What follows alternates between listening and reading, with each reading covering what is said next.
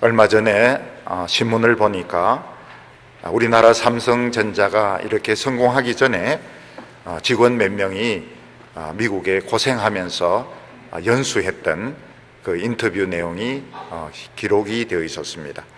그때 우리나라 전자산업은 절대로 일본을 따라가지 못한다고 다 그렇게 말하고 있었고, 또 전자산업은 역시 미국이다 이렇게 말할 때 삼성 직원 몇 명이 미국 전자회사에 가서 연수를 받게 된 것입니다. 그때는 호텔에서 잠을 자지도 못하고 컨테이너로 된 곳에서 잠을 자면서 미국 직원들이 다 퇴근하고 난 뒤에 들어가서 배우려고 밤새도록 거기서 작업을 했다고 합니다. 그리고 그들이 한국에 돌아와서 열심히 노력을 해서 전자칩을 만들게 되고, 그때부터 삼성전자는 세계 최고의 기업으로 발전하게 되었습니다. 그리고 그때 연수받던 팀장이 나중에 삼성전자의 사장으로 올라가게 되었습니다. 어떤 사업가가 오랫동안 사업에 성공하지 못하다가 드디어 기회를 잡아서 작은 공장을 만들고 기계를 돌리게 되었을 때, 그는 미래를 향한 희망의 노래를 속으로 부를 것입니다. 지금은 아무도 알아주지 않지만 언젠가는 내 이 사업이 성공해서 많은 사람들이 알아줄 것이다, 유명하게 될 것이다, 이런 꿈을 가지고 기계를 돌리게 되는 것입니다. 우리 중국 사람이나 한국 사람들, 일본 사람들은 용을 굉장히 좋아합니다. 중국 사람들은 특히 이렇게 용을 좋아해서 옛날 황제가 입던 옷이라든지 의자 같은 데 보면 이런 용을 새겨 놓았고, 일본은 나라 자체가 자기들의 말로는 용처럼 생겼다 이렇게 이야기를 합니다. 한국 사람들도 용 꿈을 꾸면 야, 그 참 좋은 꿈을 꿨다고 이렇게 이야기를 합니다. 한때 세계적으로 막 급성장하던 나라들, 대만, 한국, 싱가포르 이런 나라들을 용이다, 7마리의 용이다 이렇게 말하기도 했습니다. 또 기업 중에서 막 치고 올라오는 이런 성공하고 있는 기업들 보면 저 기업은 용처럼 발전하고 있다 이렇게 말합니다. 그리고 성공하지 못하고 좀 떨어진 이런 기업들은 이무기다 이렇게 부르면서 별 볼 일 없는 회사로 취급을 하게 됩니다. 근데 서양 사람들은 용을 좋아하지 않습니다. 용을 굉장히 싫어합니다. 특히 옛날 사람들은 이 바다에 나가는 것을 굉장히 두려워했는데, 왜냐하면 바다에 가면 어마어마하게 큰 이런 용이 있어서 배를 칭칭 감거나 감아서 부수어서 사람들 잡아먹거나 통째로 삼킨다 이렇게 믿었기 때문에 바다에 가는 것을 무서워했습니다. 셰익스피어의 희곡에도 보면 이 폭풍을 소재로 한 이런 작품들이 여러 개가 있는 것을 볼 수가 있습니다. 옛날 그리스 사람들, 특히 바다를 항해하는 사람들은 지중해 바다 속에 무서운 이런 괴물이 있어서 배가 지나가면 폭풍을 일으키기도 하고 사람들을 잡아먹는다 이렇게 믿었기 때문에 용을 굉장히 무서워했습니다. 오늘 말씀을 보면 하나님께서 그 무서운 용 리워야단을 칼로 찔러 죽이고 하나님의 백성들을 회복시키는 것을 볼 수가 있습니다. 우리 오늘 말씀을 보면 여러 가지 이런 비유들이 막 이렇게 계속해서 나오기 때문에 오늘 이 말씀의 그 정확한 의도를 이해하는 것이 쉽지가 않습니다. 처음에 보면은 꼬불꼬불하고 빠른 이 리워야단, 전설의 이 괴물을 하나님께서 크고 굉장히 튼튼한 칼로 찔러 죽이는 이야기가 나오고, 그리고 나서는 하나님이 포도원을 잘 가꾸는 이런 내용이 나오게 됩니다. 그리고 나서 하나님께서는 또 자기 백성들을 하나님께서 징계하시고 바람으로 흩으시는 이런 내용이 나오고, 그래서 어느 도시인지는 모르겠지만 막 폐허가 되어 있습니다. 그리고 나중에 가서 하나님께서는 과일을 주워 담듯이 하나님 백성들을 다시 주워 담는다, 이렇게 말씀을 하고 있는데, 오늘 이 말씀의 핵심이 뭘까? 왜 용이 나오고, 왜 이 괴물이 나오고 포도원이 나오고, 또 하나님께서는 바람이 흩어버렸는데 다시 과일을 줍듯이 자기 백성들을 불러 모으시는가, 이런 메시지를, 전체적인 걸 이해하는 것이 좀 어렵습니다. 그렇지만 오늘 말씀에서 우리가 알 수 있는 것이 무엇인가 하면, 하나님의 백성들은 그 어떤 위기 가운데서도 하나님은 희망을 주신다는 것입니다. 하나님의 말씀을 듣는 순간 우리는 희망을 가질 수 있습니다. 오늘 성경에서 이야기하고 있는 이스라엘 백성들이 바로 오늘 우리들입니다.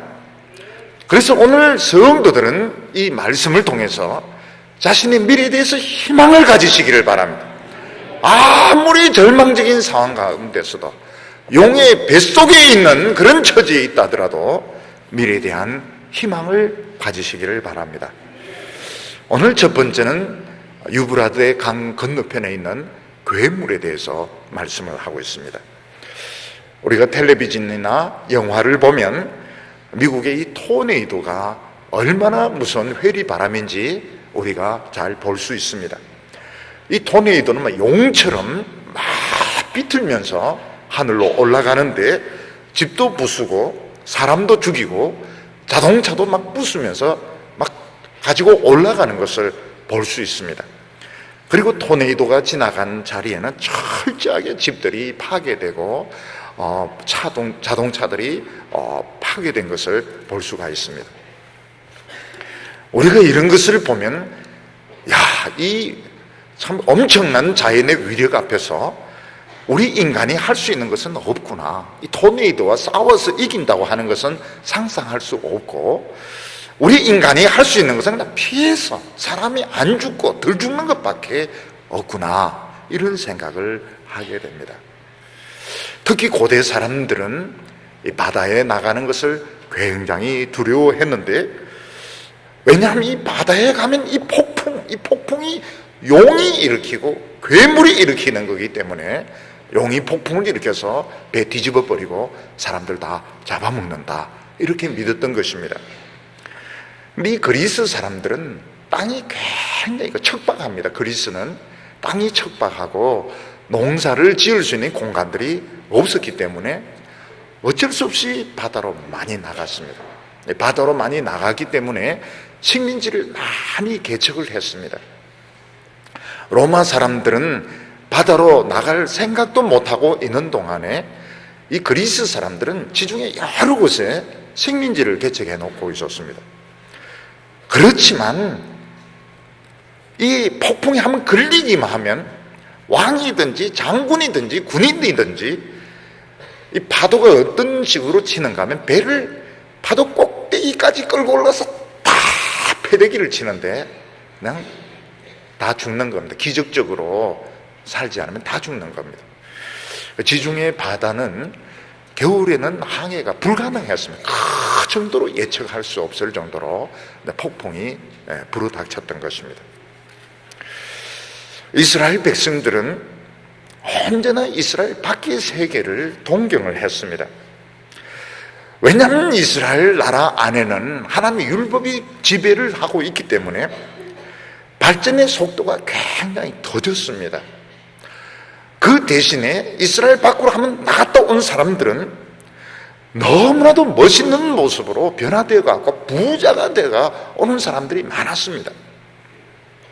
그래서 이스라엘 백성들, 유다 백성들은 기회만 있으면 이 하나님의 울타리 밖으로 벗어나서 거기서 장사를 하고 배를 타가지고 내 하고 싶은 거 실컷 하면서 나도 멋진 옷을 입고 성공해서 부자가 되었으면 좋겠다, 이런 욕심들을 다 가지고 있었습니다.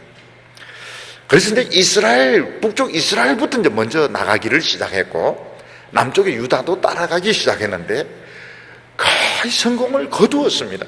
이스라엘과 유다가 거의 성공을 거두어서 부자도 되고 외국어도 많이 가지고 왔습니다.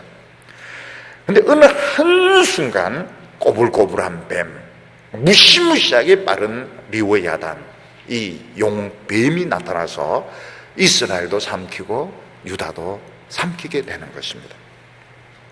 오늘 1절 말씀 보면 그날에 여호와께서 그 견고하고 크고 강한 칼로 날랜 뱀 리워야단 곧 꼬불꼬불한 뱀 리워야단을 벌하시며 바다에 있는 용을 죽이시리라 이렇게 말씀하고 있습니다.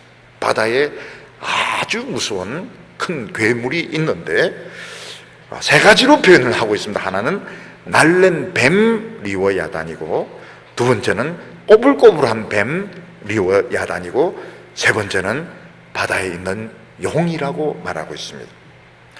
이것은 그리스 사람들, 외국인들이 이야기하는 그 전설에서 가지고 온 것입니다.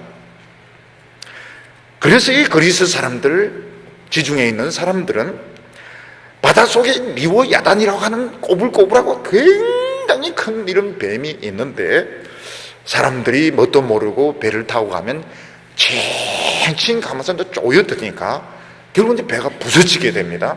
배가 부서지게 되면 사람들이 무리해서 막 살려달라 이러면 하나씩 다 잡아먹든지, 아니면 입을 쫙 벌려가지고 배를 그냥 통째로 쫙 삼켜가지고 사람하고 배하고 그냥 같이 잡아먹든지, 이런 무서운 리워야단이란 괴물이 있다 이렇게 생각을 했습니다. 근데 이런 뱀, 물론 이제 전설에서 나오는 것을 이사야가 이제 인용을 한 것입니다. 근데 이런 뱀은 바다에 있는데 어떻게 이스라엘 백성들, 유다 백성들이 이 뱀, 이런 용에게 삼키게 되었을까 하는 것입니다. 그것은 이스라엘 백성이나 유다 백성들이 하나님의 말씀으로 만족을 하지 못하고 하나님의 울타리를 벗어나서 세상으로 막 나갔던 것입니다. 그래서 열심히 성공의 배를 이제 저어가면서 성공을 했습니다. 부자가 되었습니다. 높은 지에 올라갔습니다. 그런데 리워야단이라는 이 무서운 암초를 만나가지고 결국 그들의 인생은 파멸에 빠지게 되었던 겁니다. 지금까지 이제 이야기는 이게 무슨 소리일까 이렇게 이제 생각을 하게 되는데, 결국 이 리워야단, 이 바다 뱀은 어떤 것을 의미하느냐 하는 것입니다. 대개 이 리워야단은 세계 강대국을 의미합니다. 날랜 뱀 리워야단, 이 첫 번째 나온 것은 대개 아수르를 의미한다고 생각합니다. 왜냐하면 이 아수르를 끼고 도는 이 강이 굉장히 물살이 빠르고, 또 실제로 아수르가 다른 나라를 정복할 때 아주 빠른 속도로 정복을 했기 때문에 이 아주 날랜 뱀 리워야단은 아수르를 말한다 이렇게 생각합니다. 그리고 꼬불꼬불한 뱀 리워야단은 바벨론이라고 생각을 합니다. 왜냐하면 이 바벨론에 흐르는 이 강이 꼬불꼬불하게 생겼기 때문에 바벨론이다 이렇게 생각하고, 바다에 있는 용은 또는 바다에 있는 용 또는 바다에 있는 아그 이렇게 이제 번역이 되는데, 결국 이것은 에집트를 말하는 것입니다. 특히 이 강 속에 있는 이 아그는 겉으로 보면 안 보입니다. 통나무인 것처럼 가만히 있다가 뭐 사슴이나 이런 소가 지나가면 덤벼가지고 물속에 끌고 들어가서 잡아먹기 때문에 아주 무서운 이 공포의 악어, 공포의 뱀이었던 것입니다. 무슨 말인가 하면 이스라엘 백성들, 유다 백성들은 자기들이 세상에 나가서 열심히 노력하기만 하면 다른 나라 사람들 이상으로 부자가 되고 성공할 수 있을 거라고 생각했습니다. 그러니까 이스라엘 백성들 마음속에 세상에 대한 야망, 욕심이 꽉 차 있으니까 율법은 너무나도 성가시고 귀찮은 것이고 하나님 우리를 꽉 붙잡고 아무것도 못하게 하신다, 이런 불만을 가지고 있었던 것입니다. 그래서 이스라엘 백성들, 유다 백성들이 하나님의 율법 그냥 때리쳐버리고 세상에 나가서 세상 사람들 방식으로 장사하고 우상숭배하고 무역하고 이럴 때에 굉장히 그 성공을 하는 것 같아서 배에 막 물건들 잔뜩 싣고 항해하는 그런 상인들 같은 느낌이 들었습니다. 예상하지 못했던 괴물이 있었는데 바로 아수르, 바벨론, 애국 같은 예상하지 못했던 이 거대한 이 괴물들, 바닷속에 있는 이 큰 용들이 갑자기 나타나서 결국 이스라엘은 아수르가 삼켜버립니다. 그리고 유다는 바벨론이 앞으로 삼킬 것입니다. 결국 이스라엘 전체가 예상하지 못했던 아수르나 바벨론 같은 이 용 리오야단에게 결국 삼켜버리고 마는 이런 처지가 된 것입니다. 많은 이스라엘 백성들, 유다 백성들, 이 약소국의 비극이다. 우리가 힘이 약하기 때문에, 나라가 적었기 때문에 우리는 이런 비극을 겪었다, 이렇게 생각을 하지만 그게 아니라는 것입니다. 하나님에게는 이런 용 리오야단을 잡을 수 있는 굉장히 크고 날카로운 이런 칼이 있습니다. 이 칼을 가지고 하나님의 용들을 얼마든지 죽일 수 있는데, 이스라엘 백성들이 결국 하나님을 버리고 세상으로 나갔기 때문에 한참 성공하다가 출세기를 달리고 있다가 결국은 이런 리오야단을 만나서 파멸에 빠지게 되었다고 말씀하고 있습니다. 왜 이 용들이 날내고 꼬불꼬불 할까요? 아주 스피드가 있습니다. 갑자기 나타나게 되고 갑자기 공격하는데 너무너무 변덕스러워서 예측할 수가 없는 것입니다. 이런 강대국들은 약소국을 집어삼키는데 마치 독사가 쥐를 잡아먹듯이 굉장히 빠른 속도로 잡아먹고 또 상상할 수 없는 속도로 움직이기 때문에 예측을 하지 못했던 것입니다. 순진한 이스라엘 백성들은 우리가 이 세상에서 열심히 노력하면 우리도 돈 많이 벌고 우리가 부자가 되고 성공할 수 있을 거라고 생각했지만 이 리오야단, 이 괴물, 이 무시무시한 강대국을 생각을 못했던 것입니다. 결국은 이스라엘이 먼저 아수르에게 삼키게 되고 결국 유다도 바벨론에 의해서 삼켜지면서 하나님의 나라는 똑같이 이 괴물 같은 이 강대국에 의해서 망하게 되는 것입니다. 결국 이 괴물이 뱃속에 들어있는 하나님의 백성들은 사람들은 끄집어낼 수가 없습니다.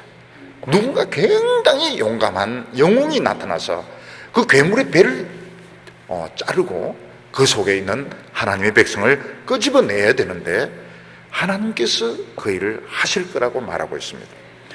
그날에 여호와께서 그 견고하고 크고 강한 칼로 날랜 뱀 리오야단, 곧 꼬불꼬불한 뱀 리오야단을 벌하시며 바다에 있는 용을 죽이시리라.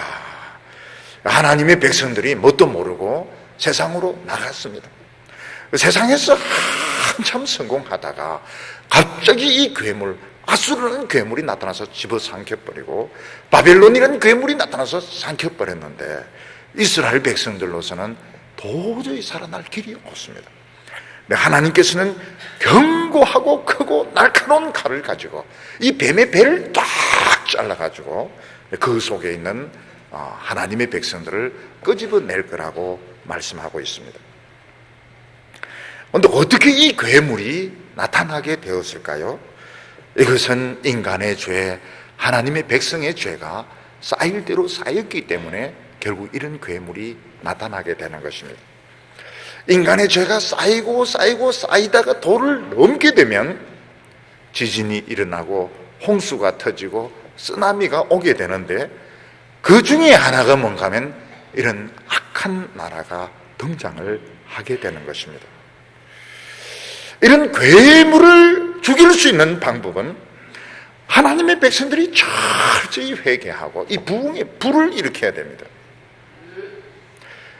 결국 이 세상에 이런 거대한 악의 세력이 등장하게 되는 것은 하나님의 백성들이 믿는데 미지근하고 결국 자기 이익이나 챙기고 자기 한 사람 그냥 행복하게 살려고 하면서 하나님의 말씀을 등한히 할 때 이런 괴물 나라가 등장하게 되는 것입니다. 20세기에도 이런 용들이 리오야단이 나타났습니다. 그 중에 나치 독일도 리워 야단이고 일본의 제국주의도 리워 야단이고 제일 무서운 용은 역시 공산주의 혁명이었던 것입니다. 근데 하나님의 백성들이 결사적으로 하나님을 믿으면 이 괴물 리워 야단을 이길 수가 있습니다.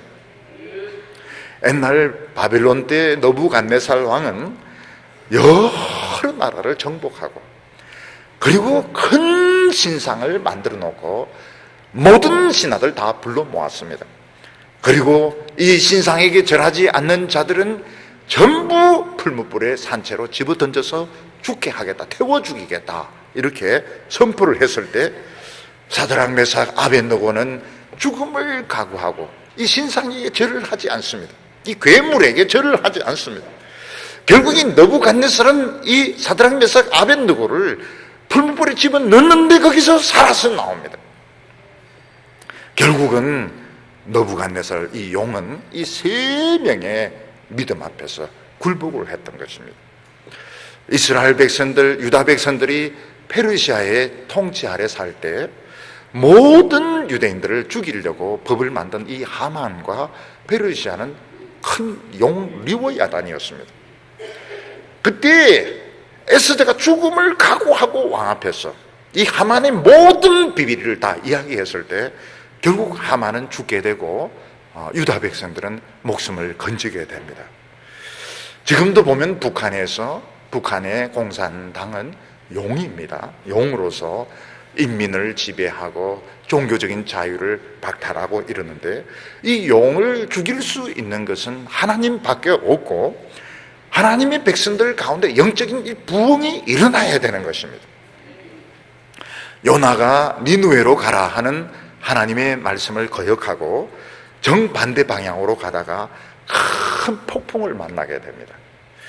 그리고 요나는 그게 자기 책임인 줄 알고 바다에 자기를 던지라고 하는데 바닷속에 그 큰 물고기가 요나를 턱 삼키게 됩니다. 이 물고기는 리워야단은 아닙니다. 뱀은 아닙니다. 악어도 아닙니다. 그냥 물고기지만 요나에게 보면 이 큰 괴물인 것입니다. 요나는 하나님의 말씀을 거역하고 반대 방향으로 가다가 폭풍을 만나고 바다에 빠졌는데 큰 물고기 뺏어 요나에게는 이 큰 물고기가 괴물인 것입니다. 요나가 이 물고기 뱃속에서 살아나올 수 있는 가능성은 전혀 없었습니다. 오히려 살아있는 것이 더 고통이었습니다. 목사님, 물고기 뱃속에 있으면 좋지 않을 바닷속을 막 항해를 하고, 이 항해가 아닙니다. 물고기 뱃속에 얼마나 비린내가 나고, 거기가 무슨 널널한 게 아닙니다. 물고기 뱃속이 딱 온 전신을 타이치로 막 딱 여기도 하고 딱 산소는 없고 막 썩은 냄새는 나고 점점 지금 바닷속으로 들어가는데 살아있는 게 더 고통이죠. 근데 요나는 그 물고기 뱃속에서 물고기에게 살려달라 이야기를 안 합니다. 헤이 물고기 살려줘 이렇게 타협을 안 합니다. 거기서 하나님의 말씀을 붙들고 막 회개를 합니다. 하나님의 말씀 붙들고 막 기도를 하니까 물고기 뱃속에서 부흥이 요나의 중심에서 막 뜨거워지면서 막 부흥이 일어나니까 결국 이 물고기가 참다 무슨 일이 수확한 게 내 속에 다 들어왔는가 막 참으려고 하다가 막 기도하고 막 통성 기도하고 이러니까 이 물고기가 견디지 못하다 결국 이제 토해내는데 육지에 가서 막 던져 나왔던 것입니다. 요나를 토해내고는 물고기도 얼마나 시원한지 앞으로 먹을 때 가려서 먹어야 되겠다 이런 생각을 했을 것입니다. 요나가 이 믿음 가지고 니느웨가 이 리워야단 괴물 아닙니까? 거기서 막 외칩니다. 막 타이치 입고 죽었다 살아났으니까 내가 뭐 겁낼 게 뭐가 있나? 40일 뒤는 너희들이 망한다 막 외치니까 니느웨 사람들이 울면서 회개를 합니다. 용이 울어요. 그래서 그게 뭐라고? 용의 눈물입니다. 그게 니느웨 사람들이 막 울면서 막 하나님 앞에 회개를 하는데 살게 되는 겁니다. 예수님께서 뭐라고 말씀하신 너희가 이 세상에서 살려고 하면 죽을 것이고 죽으려고 목숨을 잃으려고 하면 살게 된다, 이렇게 말씀하셨습니다. 하나님의 백성들이, 교회가 이 세상에서 살려고 하면 죽는 겁니다. 살려고 하면 죽습니다. 어떻게 죽습니까?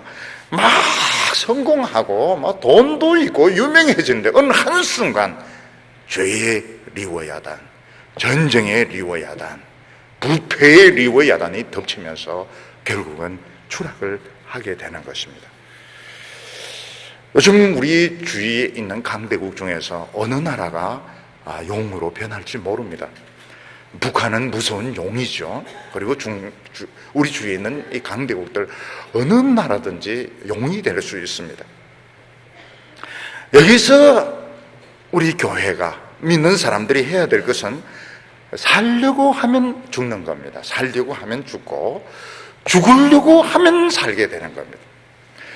이미 우리나라 사람들은 용의 배 속에서 살아난 적이 있습니다. 우리나라가 일본에 망했을 때, 식민지로 있을 때 거대한 용의 뱃속에 있는 그 먹이였습니다. 그런데 하나님께서 거대한 칼로 용의 배를 쫙 찢어가지고 하나님의 백성들, 우리 한국 사람들을 용의 배에서 건져내셨습니다. 우리는 지금 세상을 바라보면서 나는 왜 이렇게 세상에 적응을 잘 못할까? 세상에 성공을 하고 싶은데 왜 나에겐 찬스가 오지 않을까? 이런 생각하지 말고, 요나가 물고기 뱃속에 그 말씀 붙들고 회개하고 기도하고 말씀 붙들고 찬양하고 이렇게 할 때 하나님께서는 우리를 살려주시는 겁니다. 하나님께서는 리워 야단 같은 괴물이 아예 접근도 하지 못하게 하고, 또 그런 분위기에 있을 때 칼로 찔러가지고 하나님 백성들을 건져주신다고 말씀을 하셨습니다. 오늘 중요한 것은 하나님의 백성들의 자세입니다. 우리에게 주어진 것, 하나님이 이미 우리에게 주어진 것, 이 말씀과 기도를 가지고 막 죽을 각오를 하고 부르짖으면 살게 되어 있고, 하나님이 우리에게 주신 것 팽개치고 세상으로 나가면 결국 이 무시무시한 괴물, 부패의 늪, 죄의 늪, 그리고 하나님의 심판의 늪에 빠져서 망하게 된다고 말씀하고 있습니다. 오늘 두 번째는 하나님이 우리에게 가르쳐 주신 희망의 노래가 있습니다. 구약 성경에는 하나님께서 이스라엘 백성들을 포도나무로 비유를 하셨습니다. 왜 포도나무로 비유를 하셨는가 하면, 이 과일나무 중에서 포도나무는 외모가 제일 형편없습니다. 너무 이 나무가 꾸불꾸불해가지고 목재로 쓸 수도 없고, 또 힘이 없어서 짝대기나 이런 거로도 쓸 수가 없습니다. 포도나무는 외모는 최악입니다. 그렇지만 그 열매는 세상의 어떤 열매보다 달고 맛있고 유혹적이고 냄새도 향기롭고, 그리고 그걸 가지고 이제 술을 담갔을 때는 그 포도주는 결혼식이나 왕의 파티에서 최고급의 술이 되는 것입니다. 그런데 하나님께서는 이 가나안 땅에서 포도 농사에 실패를 하신 적이 있다고 이미 말씀을 하셨습니다.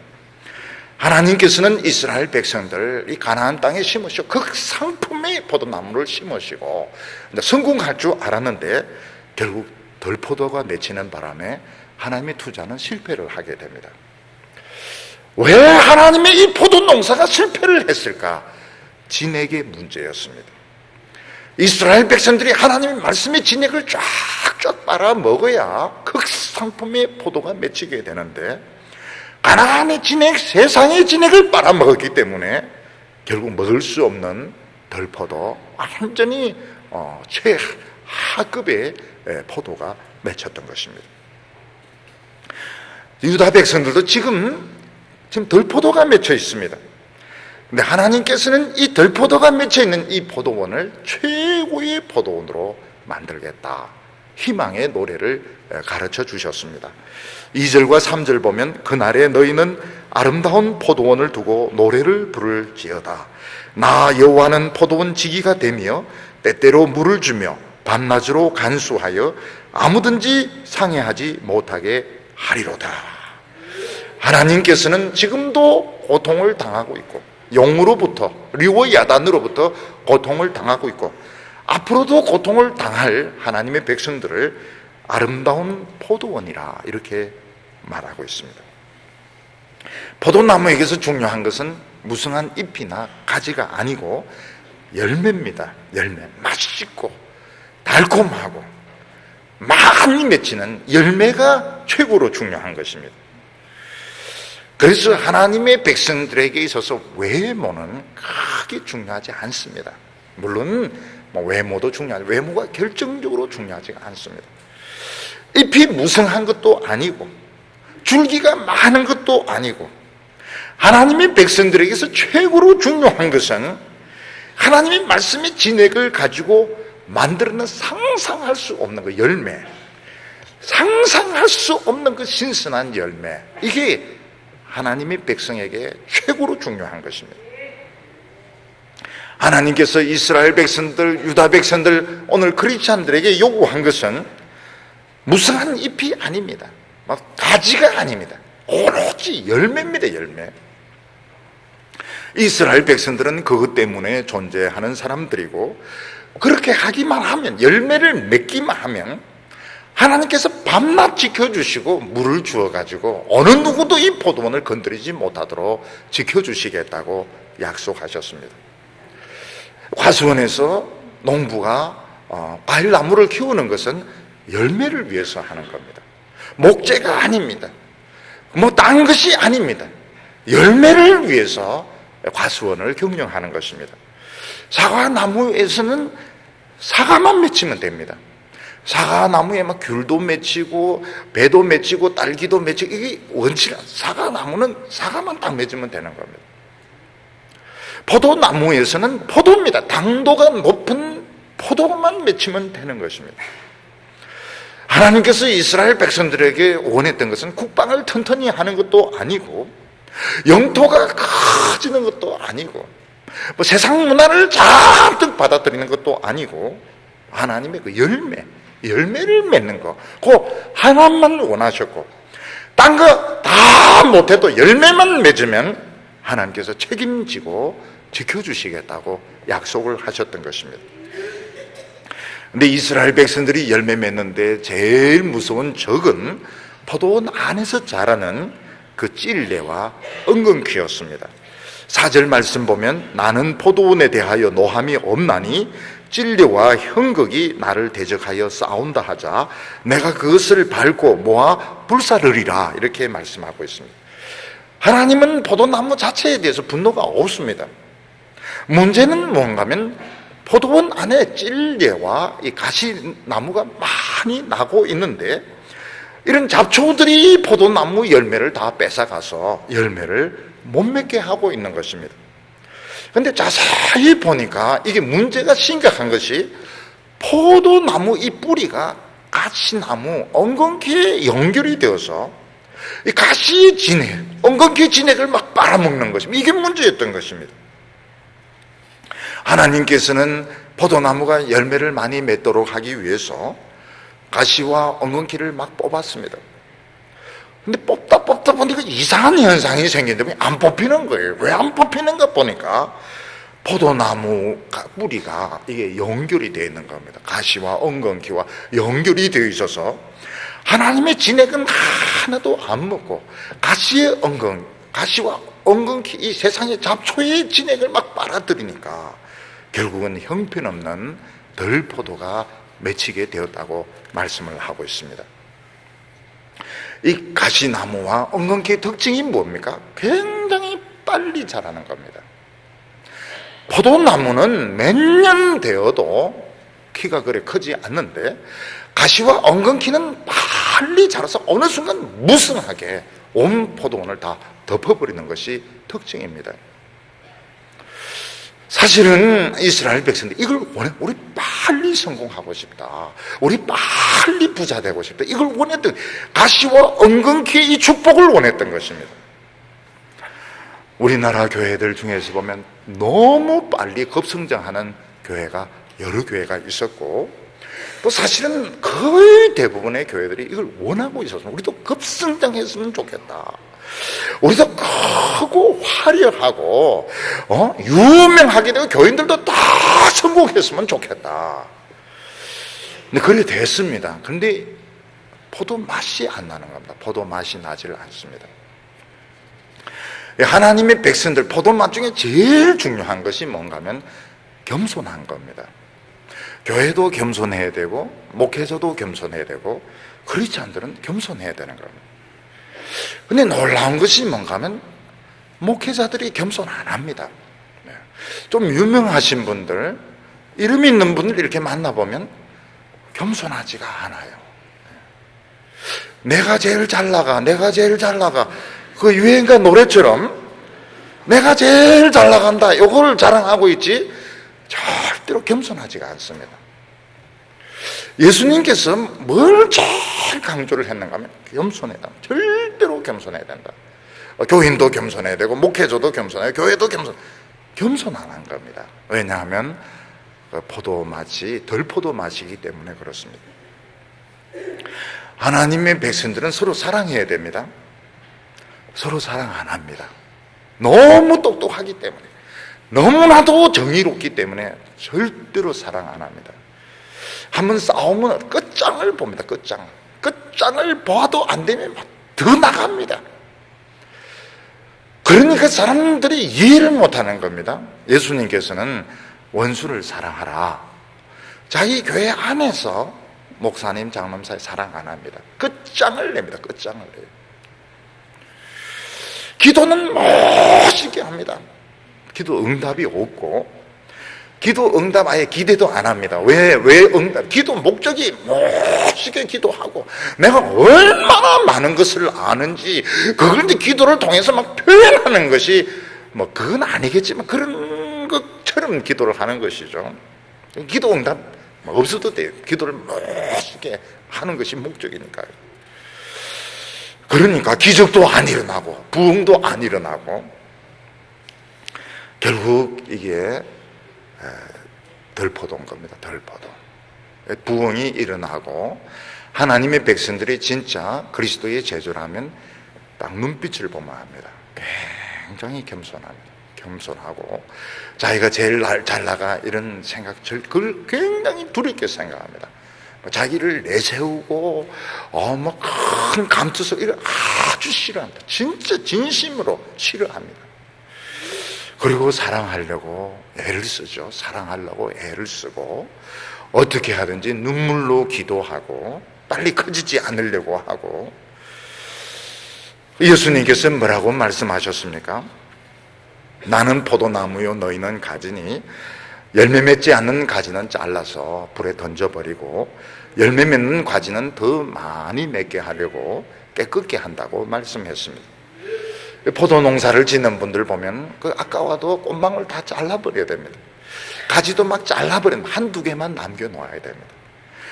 근데 전부 다 합니다. 전부 다 해. 이름 내는데도 이름 다 내고 뭐 갈 때 안 갈 때 다 갑니다. 그러면서 무슨 예배를 드리고 무슨 기도를 하고 무슨 설교가 그 귀에 그 귓구멍에 들어가겠냐고요. 예수님은 제자들에게 내가 일러준 말로 너희는 이미 깨끗하였느니라. 예수님의 말씀을 듣는 순간 욕심이 잘려져 나니 고통을 겪어야 되는 것입니다. 그러면서 우리는 하나님의 진액과 접촉이 되게 됩니다. 이스라엘 백성들은 하나님의 열매 맺는 것으로 만족을 못했습니다. 우린 더 성공할 수 있는데, 우린 더 부자 될 수 있는데 왜 이렇게 늦은 거야? 왜 이렇게 늦은 거야? 그래서 가시의 진액, 엉겅퀴의 진액을 쫙쫙 빨아먹으니까 온 들판을 다 덮어버렸습니다. 성공했습니다. 축복을 받았습니다. 근데 이것은 하나님이 먹는 포도가 아니고 용들이 먹는 포도였던 겁니다. 괴물들, 리오야단이 먹는 먹이였던 것입니다. 그래서 이 괴물들이 다 먹어버렸습니다. 아수르는 이스라엘을 먹어버렸고 바벨론은 유다를 먹어버렸던 것입니다. 결국 왜 이 하나님의 백성들이 이런 고통을 당하게, 이런 파멸을 겪게 되었는가? 하나님의 열매의 가치를 몰라서 그런 것입니다. 세상에 뭐가 있든지 없든지 간에 괴물이 있든지 말든지 출세가 있든지 말든지 명성이 있든지 말든지 강대국이 있든지 말든지 죽이려면 죽이라, 욕하려면 욕해라, 나는 하나님의 열매만 맺겠다. 이러면 리브 야단이 못 덤벼듭니다. 하나님이 크고 날카로운 이 칼로 용을 찌르기 때문에 하나님의 백성들을 못 건드리는 겁니다. 그래서 우리 신앙에 필요한 것은 사드락 메삭 아벳느고가 용의 배 속에서 사실 이 너부갓네살을 찔렀던 것처럼 에스더가 그 하만을 하나님을 믿는 믿음으로 죽으면 죽으리라 일가 찔렀던 것처럼 오늘 우리가 이런 믿음이 필요한 겁니다. 세상과 하나님 사이 양다리를 이렇게 걸치면 하나님이 원하시는 열매를 맺을 수가 없습니다. 가시의 진액을 먹으면 빨리 성공할 수 있지만 맛이 벌써 그 맛이 아니에요. 주님이 원하는 그 맛이 아닌 것입니다. 5절과 6절 보면 그리하지 않을 것 같으면 나의 힘을 의지하고 나와 화친하며 나로 더불어 화친할 것이니라. 후일에는 야곱의 뿌리가 박히며 이스라엘의 움이 돋고 꽃이 필 것이라. 그들이 그 결실로 지면을 채우리라. 하나님이 뭐라고 말씀하시면 지금 가시와 찔레를 막 뽑고 있는데 결국 포도나무가 다 뽑히는, 왜냐하면 연결이 되어 있기 때문에 다 뽑히는 것입니다. 하나님께서 유다 백성들에게 뭐라고, 나와 화해하자. 너희들 이제 내 힘을 믿어라. 가시와 엉겅퀴 세상의 축복을 믿지 말고 너 나를 믿어라. 그러면은 다시 하나님께서 너희들을 지켜주시고 축복해 주시겠다고 말씀하고 있는 것입니다. 신앙의 제일 어려운 점이 그겁니다. 내 힘으로 더 성공할 수 있을 것 같은데 꼭 하나님을 믿어야 되는가, 하나님을 기다려야 되는가 하는 것입니다. 내 힘으로 뛰쳐나가면 더 잘할 수 있는데, 더 성공할 수 있는데 하나님을 기다려야 되는가, 이게 신앙생활을 하면서 제일 어려운 것입니다. 전에 어떤 할머니가 서양 여자들 하는 것을 보고 막 욕을 하는, 서양 여자들은 참 게으르다, 이렇게 할머니가 이야기하는 겁니다. 왜 그러냐, 차 타고 이렇게 타고서 딱 섰으면 자기 손으로 열고 내리면 되는데 남자가 돌아와서 문 열어줄 때까지 가만히 앉아있다는 것입니다. 그 할머니는 나는 지금 콩나물 이거 다 하고 밭에 김 메고 다 이러면서 살고 있는데, 이 서양 여자들은 차에서 내리는 거 하나도 지 힘으로 안 내리고 남자가 돌아와서 열어줄 때까지 딱 앉아있는데, 저런 여자들 정말 게으르다. 한국의 할머니가 막 욕을 하는 걸 들었습니다. 서양 여자들이 그 말 못 들어서 그렇지 알아들으면 뭐라고 하겠습니까? 할머니, 레이디 숙녀가 되는 게 쉬운 게 아니에요. 숙녀는 문 열 수 있어도 안 여는 게 숙녀거든요. 얼마든지 내가 열고 딱 내릴 수 있지만 가만히 앉아있는 게 숙녀고, 파티에 들어갈 때 척척 들어갈 수 있지만 남이 데리고 들어갈 때까지 등파진 드레스 입고 기다리는 것이, 이게 이제 숙녀인 겁니다. 우리가 이 세상에서 내 마음만 먹으면 참 성공할 것 같은데 용이 있습니다. 부패의 용, 죄의 용, 하나님의 심판의 용, 리워 야단이 있는 겁니다. 지금 우리가 이걸 보고 있습니다. 지금 대기업가들의 몰락을 지금 보고 있고 정치인들의 몰락을 지금 보고 있습니다. 그렇게 성공을 했는데, 그렇게 고시 공부하고 막 성공을 했는데 결정적인 순간에 결국 이 죄의 덫, 부패의 덫에 걸려서 추락하는 사람들을 보고 있는 것입니다. 우리가 이 하나님의 백성으로서 살아갈 때 우리가 답답해도, 속도가 늦어도 우리는 이 열매의 가치를 알아야 됩니다. 사람들은 그렇게 이거 말씀 하나 가지고 뭐가 됩니까? 말씀은 아무것도 아닌 것 같지만 불이 붙는 겁니다. 성냥 가지고 뭐 합니까? 성냥에 불 붙이면 별의별 거 다 할 수 있습니다. 성냥에 불 붙이면은 이거 뭐 온갖 걸 다 할 수 있습니다. 말씀 가지고 뭐 합니까? 불이 붙으면 안 되는 게 없는 겁니다. 그래서 하나님께서는 나와 화해해야 된다. 나는 끝까지 가시와 엉겅퀴는 뽑을 것이고 이 열매는 내 인정을 안 한다. 그러니까 너희들 지금이라도 포기하고 하나님께 붙어가지고 하나님 문 열어줄 때까지 앉아서 기다리고 하나님이 데리고 들어갈 때까지 기다려야 된다. 그러면 다시 야곱이 꼽힐 거라고 말씀하고 있습니다. 하나님께서 세 번째로 하나님은 장래 계획에 대해서 말씀을 하고 있습니다. 하나님께서는 이스라엘 백성들과 유다 백성들이 다시 귀한 포도나무가 되고 하나님의 포도원에서 열매 맺을 것을 노래로 가르쳐 주셨습니다. 왜 이들이 용에게 먹히게 되었는가? 왜 이들이 그 강대국에 망하게 되었는가? 그것은 하나님의 능력이 부족해서 그런 것이 아니고 가시와 엉겅퀴 같은 이런 세상의 이 잡초의 진액을 먹었기 때문에 하나님이 원하시는 그 열매를 맺지 못했기 때문에 결국 그들은 뿌리를 뽑히게 되는 겁니다. 하나님 뿌리를 뽑히고 나서 그렇게 하자 이걸 멀리 흩어버리십니다. 7절과 8절 보면 주께서 그 백성을 치셨은즉 그 백성을 친 자들을 치신과 같았겠으며 백성이 살육을 당하였던들 백성을 도륙한 자의 살육당함과 같았겠느냐. 주께서 백성을 적당하게 견책하사 쫓아내실 때에 동풍 부는 날에 폭풍으로 그들을 옮기셨느니라. 하나님께서는 먼저 이스라엘 백성들과 유다 백성들을 너무 잔인하게 너무 인정사정 없이 치시는 것 같습니다. 그렇지만은 그거는 죽이려고 치는 게 아니고 살리려고 치는 거라는 것입니다. 나중에 아수르나 바벨론을 치실 때는 그거하고 비교가 되지 않을 정도로 칠 거라고 말하고 있습니다.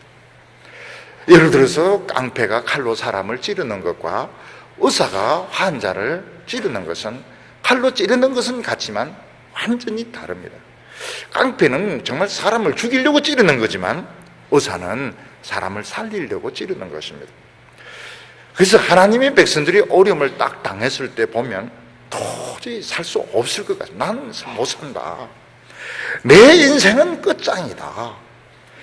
근데 이상하게 덤덤하고 이상하게 위로가 있습니다. 말로 표현하고 이성적으로는 난 죽어야 되고 난 살 수 없는데 이상하게 괜찮아요. 이상하게 막 위로가 있습니다. 왜냐하면 하나님 찔러도 다르게 찔러서 그런 것입니다. 직장이 없어졌습니다. 집이 없어졌습니다. 이러다가 애들하고 난 굶어 죽겠구나. 근데 사실은 안 굶어 죽습니다. 그리고 그게 고통인지도 잘 모릅니다. 왜냐하면 막 이상하게 기쁜 거예요. 그 고통 중에서 이상하게 막 기쁩니다. 왜 기쁜가 하면 하나님이 말씀으로 기쁨을 주시고 위로로 기쁨을 주시고 또 애들도 그렇지가 않은 거예요. 그래서 이상하게 이게 견뎌내게 됩니다. 전에 어떤 부인이 아기를 낳았는데 아기가 이제 태어나면서 이 암이 있었습니다. 수술을 몇 차례 아기 수술을 했는데 결국 아이가 못 살고 죽었습니다. 그 교인들이 참 얼마나 저 부부가 마음이 상했을까, 얼마나 절망을 해. 저 때인데 그래서 사람들마다 마음을 용기를 내십시오. 또 애는 좀 또 낳으면 되지 않습니까? 막 위로를 하면서 그러면서 제가 물어봤습니다. 그렇게 슬프냐 이러니까 애에게 미안하지만 안 슬프다는 거야. 슬프지가 않대요. 왜 슬프지 않냐 모르겠고 이상하게 마음에 뭔가 위로가 있다는 겁니다. 그걸 듣고 이제 놀랐습니다. 다른 사람에게 말은 안 하는데 엄마가 이상하게 그리 슬프지가 않다는 거야. 이상하게 위로가 된다는 겁니다. 하나님의 백성들이 어려움 딱 당해서 딴 사람들 저 죽었다, 저 인생 끝장났구나. 본인을 만나보면 아니라 그래. 뭔가 나에게 희망이 있다는, 위로가 있다는 겁니다. 하나님의 말씀을 이제 더 붙들게 되었고, 전에는 사람을 붙들었는데 이제는 더 하나님의 말씀을 붙들고 하나님의 말씀이 막 살아있는 이런 체험, 매일매일 하나님께서 칼날을 바꿔가면서 하나님이 위로해 주시고 축복해 주시는데 사실은 그 슬픔을 느낄 시간이 없노라, 이런 이야기를 하는 것을 들은 적이 있습니다. 하나님의 이 결단은 결코 가볍지가 않습니다. 9절에 야곱의 불의가 속함을 얻으며 그 죄를 없이함을 얻을 결과는 이르하나니 곧 그가 제단의 모든 돌로 부서진 횃돌 같게 하며 아세라와 태양상으로 다시 서지 못하게 함에 있는 것이라. 하나님께서 유다와 이스라엘을 치시는데 그냥 치시는 게 아닙니다. 하나님은 물론 위로해 주십니다. 분명히 살 길을 주십니다. 근데 박살을 가루로 만들어버립니다. 가루로 만들어버립니다. 제단에 있는 그 돌이 완전히 횟가루로 만들어서 흩어버리십니다. 그리고 야곱이 서지 못하도록 만드는데 완전히 아세라상, 태양상이 다시는 설 수 없듯이 고개를 들지 못하도록 만들어 버리시는 것입니다. 왜 하나님께서는 이스라엘 백성들을 그렇게 사랑하시면서 왜 하나님께서는 가루로 만드시고 고개도 못 들도록 그렇게 만드실까요? 이스라엘 백성들이 이미 그렇게 했어야 되는 겁니다. 이스라엘 백성들이 거기 있는 우상의 제단을 부수어서 가루로 만들었어야 됩니다. 근데 그들은 자신들의 힘으로 이걸 부수질 못한, 너무 아까워서 부수질 못한 겁니다. 아세라상과 태양상을 부수어서 세우지 못하도록 해야 되는, 못한 겁니다. 그들의 믿음이 부족해가지고 결단을 못 내린 거예요. 그래서 하나님은 야곱 자손들을 가루로 만들어버립니다. 그리고 야곱 자손들을 다시는 고개를 못 들도록 하나님께서 찍어버려서 날려버리는 것입니다. 왜냐하면 그렇게 해야 우상이 떨어져 나가거든요. 8절 끝에 보면 동풍 부는 날에 폭풍으로 그들을 옮기셨느니라 이렇게 말씀하고 있습니다. 동풍은 사막에서 부는 이런 모래폭풍인데 모래폭풍이 불 때에 야곱을 가루처럼 날려버렸습니다. 하나님께서는 우상을 찍어버리는데 우상을 찍지 않고 야곱을 찍고 이스라엘을 찍었던 것입니다. 왜냐하면 자기들이 못하니까 자기들이 찍히는 것입니다. 여기서 이제 우리가 생각하게 되는 것은 우리가 미리 해버리면 어떻게 하는가? 우리가 미리 마음속에는 우상을 부수어서 가루로 만들어버리고 우리가 미리 하나님 앞에서 고개 숙여버리면 어떻게 되는가? 올 필요가 없습니다. 동풍이 올 필요가 없고 꼬불꼬불한 리워 야단이 올 필요가 없고요. 그래서 우리 어떤 성도님이 목을 다쳐 늘 고개를 숙이고 다니면 그거 잘하는 겁니다. 그거를 미리 이렇게 고개를 숙이고 다니면 리워 야단이 올 필요가 없다고요. 미리 해버린 거예요. 미리. 근데 우리도 참 미련해가지고 하나님이 기뻐하시지 않는 것을 버리는 게 굉장히 어렵습니다. 근데 대개 이제 금요일 날은 됩니다. 금요일 날은 성령의 바람이 세게 불기 때문에 그날 결단을 딱 내려버리면 하나님이 싫어하는 거 막 가루로 만들어버리고 부수어버리고 꺾어버리고 이렇게 해버리면 그러면 열매를 하나님의 진액으로 열매를 맺게 되는 겁니다. 그래서 하나님의 백성들은 절대로 다른 사람과 비교해서는 안 됩니다. 세상에 성공한 사람과 비교, 그 사람은 그 사람의 길이 있는 거, 나는 내 길이 있는 것이고 내가 하나님 앞에서 지금 무슨 진액을 먹고 있는가, 지금 내 상태가 뭔가. 근데 하나님께서는 우리 성도들을 굉장히 사랑하셔서 고개를 자꾸 숙이도록 만듭니다. 고개를 들지 못하도록 여러 가지 이런 것들을 통해서 하나님 앞에서 고개를 숙이도록. 이게 사는 길입니다.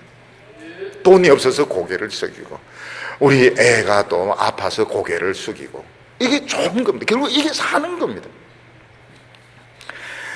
그리고 나서 유다와 이스라엘은 황무지가 되게 됩니다. 10절과 11절 보면 대저 견고한 성읍은 적막하고 거처가 황무하며 버림이 되며 광야와 같았은저 송아지가 거기서 먹고 거기서 누우며 그 나무 가지를 먹어 없이 하리라.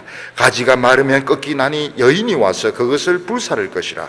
이 백성이 지각이 없으므로 그들을 지으신 자가 불쌍히 여기지 아니하며 그들을 조성하신 자가 은혜를 베풀지 아니하시리라. 오늘 말씀은 그림이 가득 있습니다. 그림이 무슨 그림은 꼬불꼬불한 이런 용의 그림이 나오고 포도원과 가시와 엉겅퀴가 나오고 그리고 그 화려하던 성들이 완전히 황무지가 되었는데 소가 느릿느릿하게 걷습니다. 느릿느릿하게 걸으면서 가지를 이렇게 부러뜨려 가지고 이렇게 먹고 여인이 그냥 와서 가지를 주어서 불을 떼는 이런 굉장히 느린 동작의 이런 그림이 나오게 됩니다.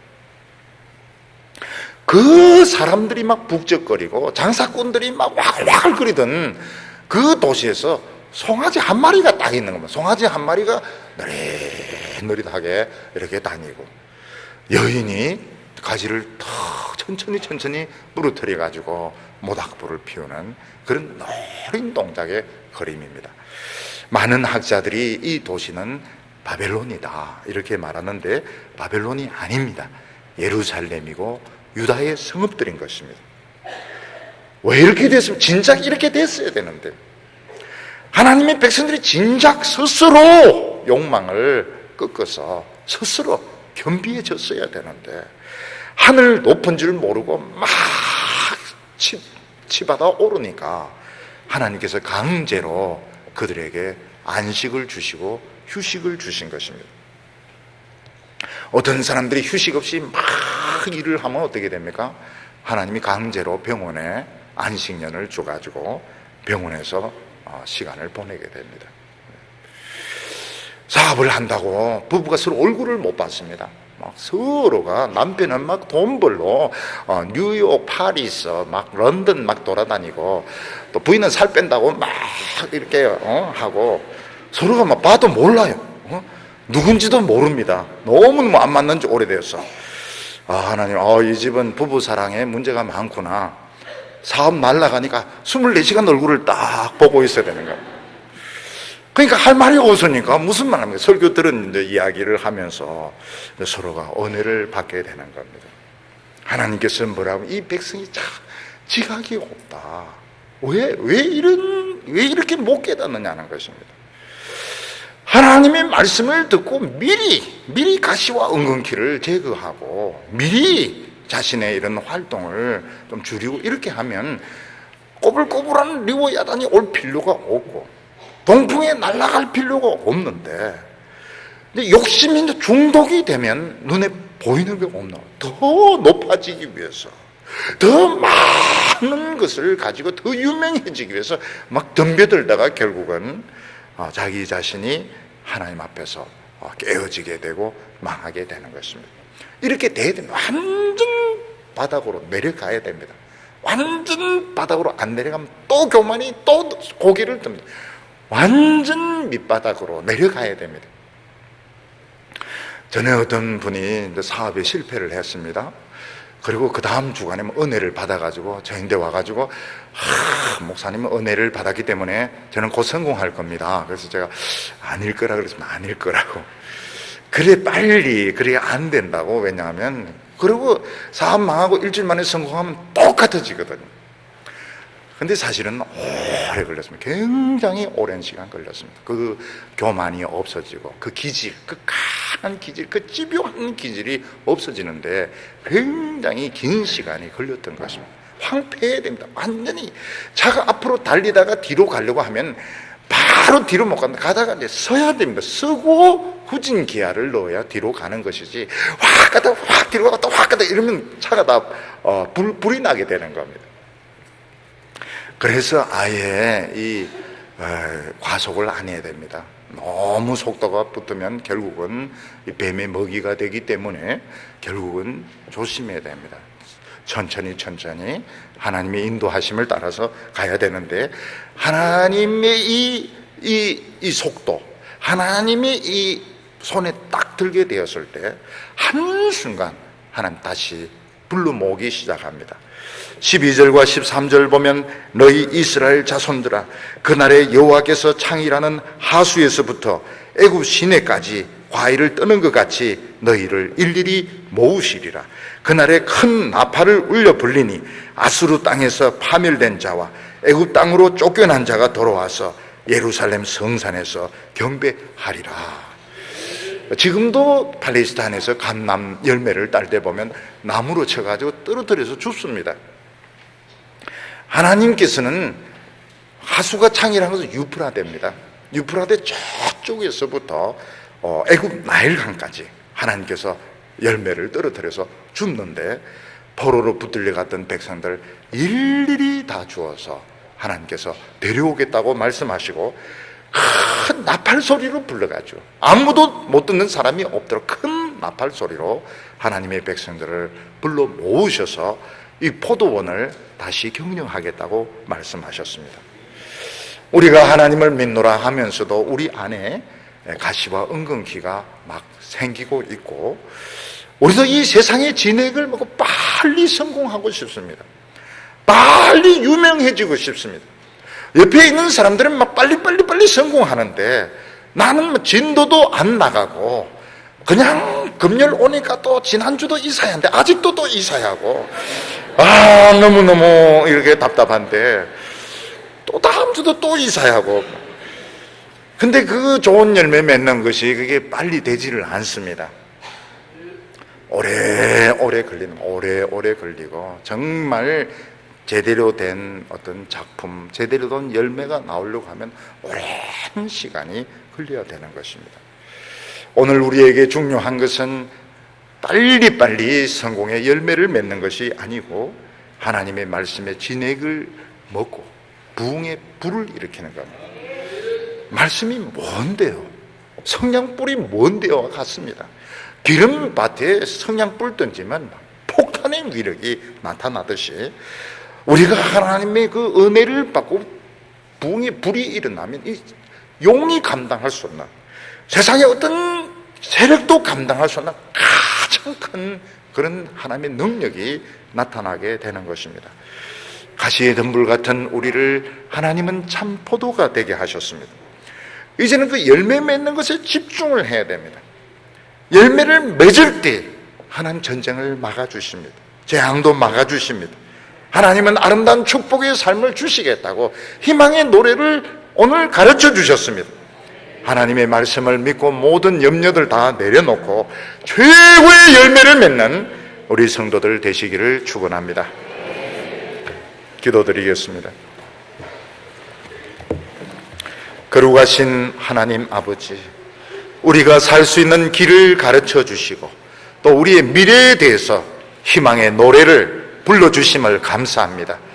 주여, 저희들이 믿노라 하면서도 우리가 가시나무의 진액을 많이 먹었습니다. 오늘 이 시간 하나님 우리에게 성령의 불을 주시기를 원합니다. 결단의 마음을 허락하여 주시옵소서. 하나님의 진액을 먹기를 원합니다. 극상품의 포도를 맺히기를 원합니다. 돈 손해봐도 명예를 잃어버려도 세상 사람들에게 손가락질 당해도 하나님이 원하시는 열매를 맺기를 원합니다. 주여, 오늘 우리에게 찾아와 주셔서 역사하여 주시기를 원합니다. 우리의 마음에 결단이 있게 하여 주옵소서. 가시와 은근키를 뽑아버리게 하여 주시옵소서. 세상을 향한 욕심을 십자가에 못 박아 주시기를 원합니다. 주님을 붙들게 하여 주시고 체면과 자존심 다 내려놓고 부르짖으면서 기도할 때에 우리의 마음속에 성령을 부어 주옵소서. 은혜를 내려 주시옵소서. 열매가 맺히게 하여 주시옵소서. 예수님의 이름으로 기도하옵나이다.